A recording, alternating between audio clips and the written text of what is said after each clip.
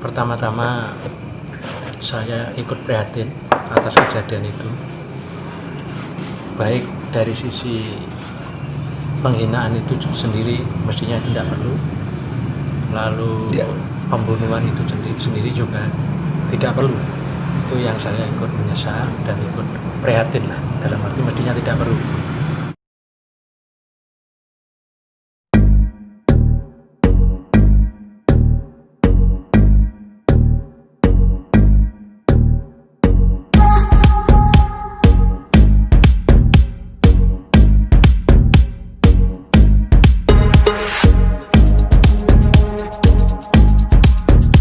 Jumpa lagi di Cangkruan Embongan.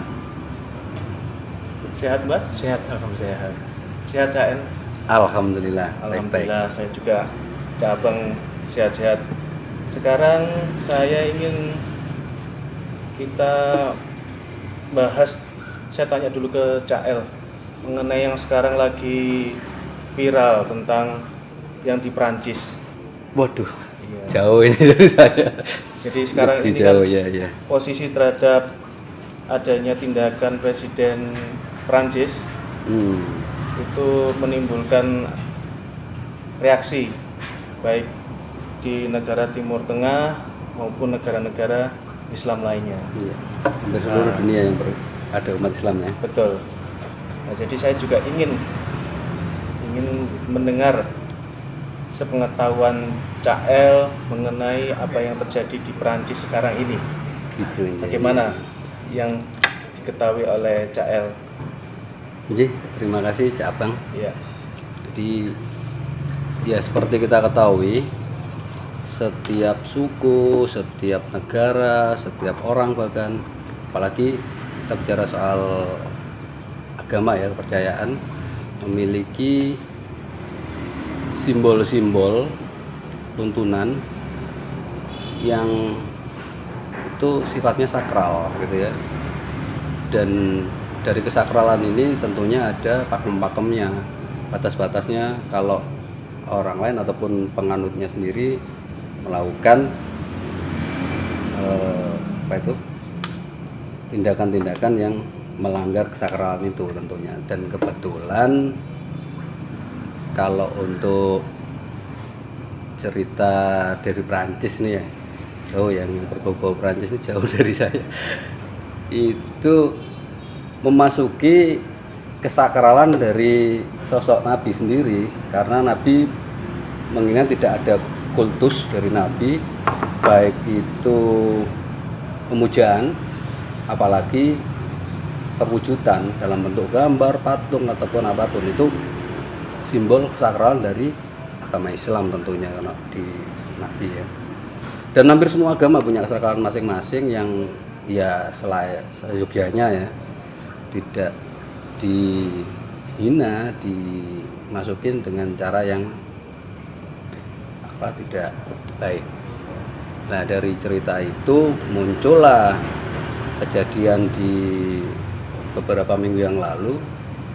Kebetulan juga di bulannya Rabiul Awal kelahiran Nabi juga. Jadi momennya saling kok bisa sama gitu ya. Berdekatan ya. Dari cerita sebelumnya sudah lama sih itu, si Charlie Hebdo itu membuat karikatur yang diterbitkan di sebuah media massa di Prancis. Dan kebetulan sendiri Prancis menganut sistem nilai negaranya kan ada liberty, equality, dan fraternity ya. Kita bicara tentang liberty sendiri, yaitu kebebasan berpendapat dan berekspresi, dan dilindungi oleh konstitusinya, oleh Prancis. Dan dari situ kok kayaknya ada coba-coba gitu. Sebelumnya sih pernah ke agama yang lain, si Charlie Hebdo ini membuat karikatur tentang kesakralan dari agama-agama kepercayaan yang lain. Dan kebetulan yang 2015 kalau nggak salah itu muncul tentang sosok Nabi Muhammad dalam bentuk karikatur. Dan sempat ditentang waktu itu, sempat redam, bahkan ada pengeboman dari kantor media masanya. Terus agak redam, nggak tahu kok muncul di 2020 ini muncul lagi.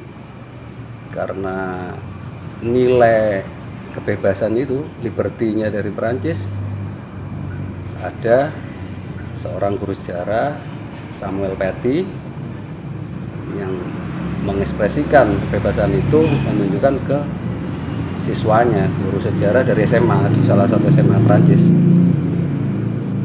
Dari itu ada bocor ke masyarakat, muncul ada seorang dari Ceknya, pemuda Ceknya, dan bukan siswa situ juga, tapi gimana caranya mendekati si guru, dipenggal, sampai akhirnya dikejar oleh kepolisian.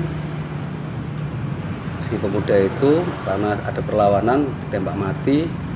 Maka ada pernyataan dari Emmanuel Macron. Macron tulisannya cuman bacanya Macron. Akhirnya pernyataannya ada kata-kata Islam adalah agama yang mengalami krisis, dalam artian krisis sendiri. Jadi perdebatan meskipun sudah dilakukan, akhir-akhir ini agak reda sebenarnya dari pihak Perancisnya, agak merendah untuk menunjukkan bahwa kata-katanya bukan ditujukan untuk seluruh umat Islam, tapi untuk ekstremis ataupun radikal Islam. Nah, itu gambaran ramainya sampai muncul boikot, muncul ya pertentangan-pertentangan di beberapa negara-negara Islam di seluruh dunia. Dan ini perlu kita bahas kepada Mbak Tarjo selaku budayawan dan ahli spiritual kita. Maka saya tanyakan, kira-kira bentuk penghinaan Nabi seperti itu gimana, Mbak? Waduh, baik, terima kasih Cak El, Cak Abang, kita masih tetap kongko-kongko, tetap ngobrol-ngobrol ya. Pertama-tama saya ikut prihatin atas kejadian itu, baik dari sisi penghinaan itu sendiri mestinya tidak perlu, lalu pembunuhan itu sendiri juga tidak perlu. Itu yang saya ikut menyesal dan ikut prihatin lah, dalam arti mestinya tidak perlu. Namun demikian tentunya ini fakta yang terjadi, sehingga tentu kita akan merenung ya, kira-kira sikap-sikap yang sebaiknya dilakukan itu apa sih. Tentu mungkin kita akan coba gali sikap dari sisi antar manusia itu harusnya bagaimana, lalu sikap pemimpin negara itu harus bagaimana, setelah itu sikap ulama itu bagaimana, setelah itu sikap pemeluk agama di dalam sebuah negara ataupun negara lain harus bagaimana. Ini mungkin yang harus kita simulasi. Sebetulnya dari sisi manusia itu penghormatan terhadap manusia itu penting. Terlepas manusia itu di dalam sebuah negara atau di sebuah komunitas, Masyarakat ya. atau di masyarakat. Ketika dia tidak menyadari etika di lingkungannya, pasti itu menjadi persoalan. Katakanlah ada grup bikers ya, grup sepeda motor. Dia punya simbol gambar apa? Tengkorak. Yang lainnya gambar Raja Wali. Ternyata di depan yang gambar tengkorak tadi, gambarnya dibakar atau diinjak gitu, kira-kira tersinggung enggak? Pasti tersinggung. Meskipun itu negara kebebasan. Nah, ketika negara menyatakan bebas, apa betul warganya menyatakan bebas? Itu kan harus hati-hati. Itu dari sisi manusiawi. Layak enggak kita itu menghina orang? Nah, itulah perlunya orang itu belajar memandang dirinya dan orang lain. Kalau kita dihina, bagaimana? Kalau menghina, bagaimana? Itu harus seperti itu. Kalau cuma mengandalkan ini kebebasan, itu nanti akan terbentur pada kebebasan orang lain. Nah, sekarang kalau berkait dengan penghinaan, orang mestinya mulai belajar ukuran apa yang dinyatakan menghina. Ketika ada agama lain, ada simbol yang tidak boleh dihina, mungkin salib, itu nggak boleh dihina. Ya jangan dihina. Kita punya gambar Ka'bah atau tasbih, itu simbol agama, ya jangan dihina. Atau sesajen ditendang-tendang gitu. Atau sesajen ditendang. Di Bali biasanya. Nah, itu kan menghina orang. Kalau menghina maka pribadi itu akan lepas dari situasi hukum. Dia akan berjalan sendiri. Entah itu hukumnya membolehkan atau tidak, berisiko orang menjadi marah. Itu dulu yang dikenali. Iya. Jadi kemarahan itu sangat mungkin terjadi pada kondisi apapun. Setelah itu, sehingga yang pembuat karikatur itu mestinya paham bahwa dalam era seperti ini sudah tidak ada perlokal. Ini sudah global. Semua tersambung ya. Semua tersambung. Sehingga meskipun Perancis mengatakan itu kebebasan pun, itu kan kebebasan negara. Tapi di dalam komunitas antar manusia, antar tetangga di Perancis itu apa betul-betul bebas seperti itu? Bebas yang seperti apa? Apa betul kalau istri orang boleh digauli meskipun di era kebebasan? Saya juga ingin tanya itu. Ada aturannya enggak? Nah, ada aturannya apa enggak? Ini jangan ngaco. Ini artinya mungkin menurut saya Macron pun harus paham, gitu loh. Nah, berkait dengan kebebasan ini ternyata juga, apalagi beragama, ternyata ada batasnya. Ada batasnya. Ada ya? batasnya. Berarti Bahkan tidak absolut ya? Tidak absolut. Enggak, soalnya kalau ada beberapa ahli mengatakan bahwa kebebasan itu ada yang absolut di individunya, tapi kalau sudah masuk ke masyarakat tentu terbatas. Ya, otomatis. Dan namanya kebebasan itu berarti kan menyangkut bukan dirinya, tapi dirinya dengan orang lain. Nah, kaitannya dengan ini juga di Prancis itu sebetulnya ya, di kota Strasbourg, bacanya apa saya nggak paham itu, di Prancis. Itu ada pengadilan HAM Eropa bahwa penistaan terhadap agama itu tidak termasuk bagian dari kebebasan berekspresi. Jadi pengadilan HAM di Prancis pernah memutuskan kebebasan ekspresi yang menyangkut penistaan terhadap agama bukan bagian dari kebebasan ekspresi. Harus dihukum. Berarti ada batasnya. Nah, ada batasnya. Apa ini Macron nggak paham atau ada unsur lain? Dan nanti coba kita itu perlahan kita urai lepas, ya, kita urai nanti ya. Setelah itu juga untuk memberi pengertian kepada negara-negara di dunia maupun warga negara masing-masing, ternyata ada resolusi Dewan HAM PBB di Jenewa pada 26 Maret 2009 telah menegaskan agar setiap negara menjunjung tinggi hak setiap orang untuk menjalankan agama dan kepercayaannya dengan perasaan aman. Sehingga negara-negara di dunia harus menjunjung tinggi resolusi tersebut. Nah, ini pertanyaannya, Perancis meratifikasi ini apa tidak? Paham atau tidak? Apapun yang dilakukan Perancis, kalau adanya resolusi ini bahwa kemarahan negara-negara dibenarkan, kemarahan negara-negara pada Perancis dengan resolusi ini menjadi dibenarkan. Itu sehingga kebebasan itu ada batasnya, Cak. Oh, nggih, Mbah. Jadi ternyata sudah ada aturan sebenarnya kalau untuk hubungan internasional di beberapa negara di dunia ini. Meskipun dari konsep negara Eropa Barat, terutama Prancis, fokusnya kita, itu ada nilai yang jadi konstitusi negaranya tentang liberty tadi, kebebasan berpendapat, berekspresi, ternyata tidak sepenuhnya juga kalau menyinggung agama yang lain. Lah, selanjutnya kita sebagai ini ya yang pemeluk agama Islam tentunya, bagaimana kita bersikap? Apakah harus marah, harus boikot? Apakah hal itu mana yang efektif sehingga ini menghentikan kekacauan ini, ataupun kan tuntutannya yang saya dengar Macron disuruh minta maaf dan menganulir dari pernyataan itu, karena ini kan gambarannya ada dua kubu. Satunya ada yang bersikap soft approach, yang pendekatannya baik-baik, ada yang hard approach, itu yang kayak dicontohkan oleh Turki. Nah, bagaimana? Iya. Pak Tarjo? Ya, Cak. Jadi mengenai ekspresi Iya. atau sikap Ya. itu tentu hak asasi manusia. Ini berawal dari kebebasan sikap. Orang marah itu kan alamiah, boleh, spontanitas. Karena membela, mencintai yang di. Ya. Jadi ekspresi ini kan alamiah. Setiap orang kan berhak atau memungkinkan untuk berekspresi, termasuk marah ketika ada sesuatu yang dianggap tidak cocok.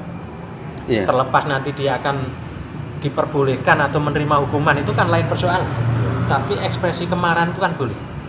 Nah, ketika orang itu memungkinkan setiap orang itu boleh marah, orang lain berarti harus bisa memahami tindakan-tindakan apa yang nanti bisa menimbulkan kemarahan. Itu berlaku juga untuk kita juga. Kalau nggak ingin orang marah, jangan sakitin orang gitu ya. Nah, kalau lebih kayak gitu ya. Kalau kita itu akhirnya membakar benderanya Prancis, memang sengaja mensiarkan, mungkin Presiden Macron mungkin bisa biasa saja. Tapi ketika rakyatnya juga gantian marah, boleh juga kan? Nah, resikonya nanti kayak apa? Ini kan menjadi persoalan baru lagi. Nah, sehingga orang marah itu boleh, mengukur sejauh mana supaya tidak menimbulkan reaksi ini juga harus terukur. Itu persoalannya. Nah, sekarang bagaimana ketika ada orang reaksi marah, termasuk orang di Indonesia berkait dengan tindakan Macron yang ngomong seperti itu, dan orang Muslim Indonesia menuntut Macron minta maaf. Saya kira itu kalau sifatnya itu satu kemarahan, kedua adalah permintaan maaf, saya kira itu sangat wajar. Bahkan sampai Muslim Indonesia berdemo pun kan boleh, demo itu kan boleh. Demo untuk menekan pemerintah agar pemerintah meminta Macron minta maaf, kan boleh, demo loh ya. Dan sudah dilakukan. Nah, tapi kalau membakar kedutaan Prancis kan itu tidak boleh. Itu ya, anarki. Kan lain lagi itu. Nah, bagaimana dengan adanya boikot? Boikot sendiri itu kan tindakan yang bersifat moral. Ada tujuannya ya. Ada tujuannya, dan kerugiannya juga bukan kerugian langsung, karena yang dirugikan kan pengusaha berkait dengan ekspor dari Perancis. Nanti berkait dengan pajaknya Perancis menjadi berkurang. Efek tidak langsung ya. Itu kan efek tidak langsung. Dan apakah juga produk Perancis itu juga besar di Indonesia yang dikonsumsi, kita juga belum tahu kan, karena itu kan merek-merek ternama. Mungkin saya belum pernah melihat produk-produknya itu, yang namanya Hermes itu bagaimana, saya kok kalau gambarnya pernah, tapi kalau barangnya saya belum pernah. Kayaknya mereknya tok dari Perancis, buatannya in Cina ternyata. Berarti yang diboikot ini Cinanya. Jadi kalau boikot itu sendiri hal yang wajar, dan itu kan hanya ajaan. Nama ajaan kan tergantung yang diajak mau apa tidak.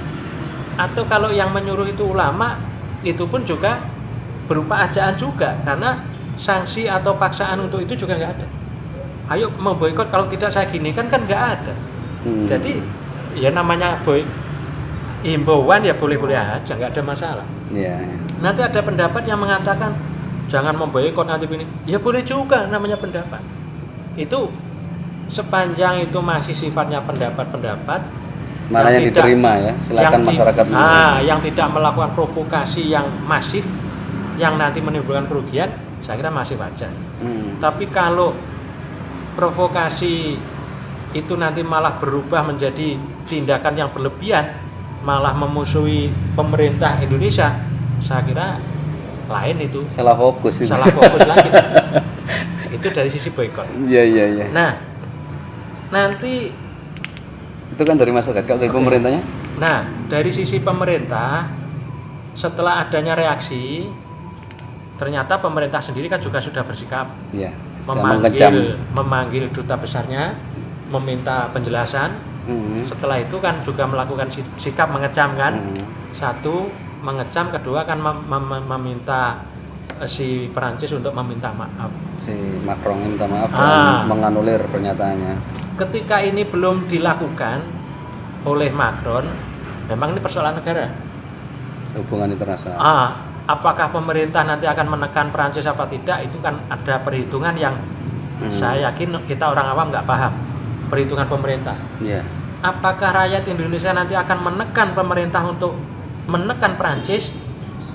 Itu juga sepanjang sifatnya hanya mengungkapkan ekspresi dengan tidak anarki, tidak mengganggu perekonomian, saya kira juga masih oke-oke saja.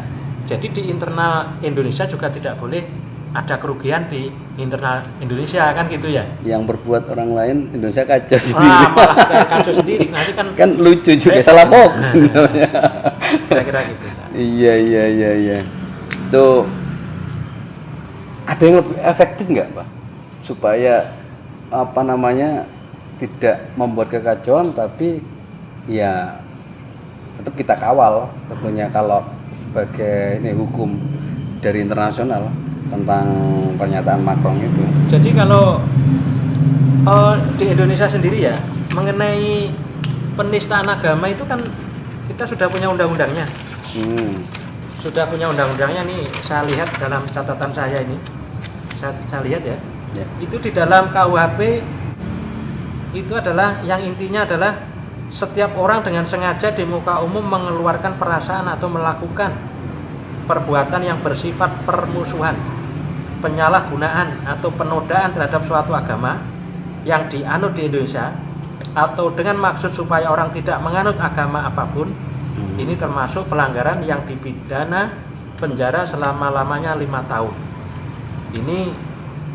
Ini undang-undang ini melengkapi dekret Presiden Soekarno yang dijalankan oleh Presiden Soeharto, yaitu Dekret Presiden nomor 1 PNPS 1965 tentang pencegahan penyalahgunaan atau penodaan agama. Jadi di Indonesia sendiri sudah ada undang-undang untuk pelarangan penodaan agama. Nah, sehingga masyarakat Indonesia dan pemerintah Indonesia menyadari bahwa penodaan agama ini sangat tidak layak, kan gitu kan? Nah, di negara-negara Eropa sendiri itu juga masih banyak yang menerapkan undang-undang perlindungan untuk penistaan ini. Artinya penistaan itu tidak boleh dilakukan. Ini ada hukumnya. Jadi ada misalkan di Italia, Denmark, Irlandia, Rusia itu masih tidak boleh adanya penistaan. Termasuk di Timur Tengah itu ya semuanya mayoritas tidak boleh ada penistaan. Karena kalau menista nanti itu sudah masuk kafir. Kafir itu berarti boleh dibunuh. Nah, cuma ketika boleh dibunuh ini, apakah setiap orang boleh membunuh atau bagaimana prosesnya? Harus diadukan di pengadilan. Kalau versi Timur Tengah saya nggak paham. Tapi kalau versi di Indonesia, yang boleh bertindak untuk menegakkan hukum hanya kepolisian atau penegak hukum. Jadi kita nggak boleh main hakim sendiri, tapi mendorong pemerintah penegak hukum untuk memproses. Jadi penistaan itu sendiri di Indonesia memang tidak boleh, dan itu sudah banyak fakta yang menista kan juga diadili juga kan begitu ya, banyak fakta demikian. Nah, untuk mengukur adanya penistaan apa tidak, salah satunya adalah meminta pendapat ahli dari MUI, atau MUI juga memang dia bertugas untuk menilai apakah ada pelanggaran-pelanggaran agama atau akidah, atau yang saat ini nampaknya kan ada aliran Ahmadiyah yang dilarang oleh MUI berkait dengan aliran-aliran Ahmad Musadek, Lia Eden, terus Roy yang sholat dengan bahasa Indonesia. Itu MUI berperan di situ, sehingga di Indonesia sendiri sudah tertib, dan negara Islam sudah mengatakan penistaan itu adalah pelanggaran berat. Mestinya orang-orang negara lain termasuk Prancis bisa memahami ini. Kalau tidak bisa memahami, tentu ada resiko-resiko. Kan kalau kemarahan orang Indonesia itu nanti berujung kemarahan pada orang Prancis yang di Indonesia atau produk-produknya, dan kemarahannya berlebihan, itu kan Prancis juga harus berpikir seperti itu. Kalau Perancis tidak memikirkan seperti itu namanya wah bagaimana? Jadi kalau ternyata nanti ada disampaikan tadi hard approach yang itu mungkin dilakukan oleh Turki, dan kalau sudah dilakukan antar negara yang terjadi apa? Namanya perang. Kalau sudah perang apa? Ini kan berarti melibatkan negara-negara lain, negara-negara sekutu. Itu kan harus dipikirkan, sehingga Macron juga harus memikirkan itu untuk meredam kemarahan masyarakat dunia itu bagaimana. Itu yang harus dilakukan. Kalau tidak, saya yakin itu tidak bijaksana lah. Saya kira begitu. Ya. Alasan Macron sendiri kan ini Mbak, karena dia membela konstitusinya. Konstitusinya di situ adalah kebebasan. Dan kalau tadi kan dari sudut pandang Indonesia bahwa ada undang-undangnya, tapi kalau di Perancis sendiri itu undang-undangnya membolehkan. Oke, baik. Bagaimana? Bagus. Ini pertanyaan menarik yang harus kita simulasi, bahwa mestinya setiap orang ketika berada di dalam sebuah negara, maka setiap orang atau warga itu harus mengerti situasi atau perundang-undangan di daerah masing-masing. Ketika Perancis memang membolehkan ekspresi, maka setiap warga negara di Perancis juga harus paham. Ketika ada golongan yang nanti merasa dirugikan, katakanlah ini golongan Muslim di Perancis, dengan adanya karikatur yang dirugikan, ya mendorong secara konstitusional. Mungkin Muslim Perancis mendorong wakil-wakilnya di Perancis untuk nanti membentuk perundang-undangan yang tidak membolehkan itu. Ini bagi yang tidak emosional ya. Tapi ketika emosional akhirnya membunuh tadi, ini kan realita. Nah, realita ini mestinya harus menjadi pemikiran Muslim di Perancis dan Macron dan warganya, bahwa peraturan terhadap pembatasan kebebasan sudah selayaknya dipikirkan. Kalau tidak akan memunculkan kejadian-kejadian berikutnya. Jadi di satu sisi warga juga harus menghormati situasi negaranya, di satu sisi negaranya juga harus memikirkan resiko-resiko, dan secara mayoritas dunia termasuk adanya konvensi tadi bahwa kebebasan itu dibatasi. Kalau memang Perancis itu adalah pusat peradaban dunia di abad pertengahan, di situ banyak filosof-filosof, sekarang saatnya kita gugat itu. Bagaimana menerapkan posisi keadilan pada tempatnya. Karena kalau tidak, maka keadilan jalanan akan berjalan. Ini fakta. Iya, rekan. Jadi seperti kita ketahui, Samuel Paty dipenggal oleh pemuda Ceknya. Kan ada sebagian kata-kata ulama kalau nggak salah itu mengatakan bahwa penghinaan terhadap Nabi wajib dibunuh. Nah, kalau menurut Mbak itu masih relevan enggak dengan kondisi sekarang? Ini sebelum dijawab sama Mbak, kebetulan saya juga ada cerita mungkin cerita ya? Mbak. Jadi ceritanya itu terjadi pada zaman Rasulullah sendiri ketika masih hidup. Ada seseorang yang bernama Suhail bin Amru. Nah, beliau ini dari suku Quraisy.